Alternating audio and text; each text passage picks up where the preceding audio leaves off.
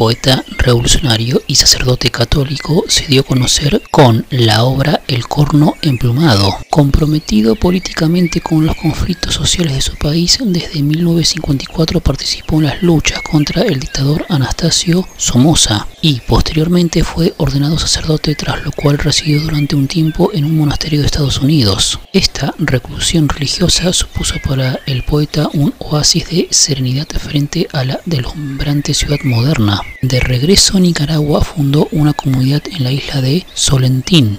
Su poesía reflejó su radicalismo personal, denunció el sufrimiento y la explotación de las llamadas repúblicas bananeras, temática que centra su canto nacional. También se aproximó a las ideas de la teología de la liberación, las cuales se dejan entrever en sus poemarios Salmos de 1964 y Oración de Marilyn Monroe y otros poemas de 1965. Ernesto Cardenal ingresó en 1935 en el Colegio Centro América de los Jesuitas en Granada, donde estudió el bachillerato. Cursó Filosofía y Letras en la Universidad Nacional de México, graduándose en 1947. Entre los años 1948 y 1949 hizo el posgrado en la Universidad de Columbia en Nueva York. Discípulo de José Coronel Urtecho, integró la llamada Generación del 40 junto con los poetas Ernesto Mejía Sánchez y Carlos Martínez Rivas. Viajó por Europa y en 1950 regresó a Nicaragua. Empezó a escribir sus poemas históricos y a traducir con Coronel Urtecho poesía norteamericana hasta formar un voluminoso antología. En 1952 fundó una editorial exclusiva del género, El Hilo Azul. En 1954 participó en un movimiento armado que intentó asaltar el Palacio Presidencial, que fue conocido como la Rebelión de Abril. En 1956 escribió su extenso poema político Hora Cero, pero ese año cambió el rumbo de su vida. Resolvió profesar e ingresó al monasterio de Nuestra Señora de Gethsemani en Kentucky, Estados Unidos, donde Thomas Merton fue su maestro y mentor espiritual. Continuó sus estudios religiosos en México y en Colombia. Ordenado sacerdote en Managua, en 1965 viajó a Estados Unidos para planear la creación de una pequeña comuna contemplativa en Nicaragua que fundó al año siguiente en el archipiélago de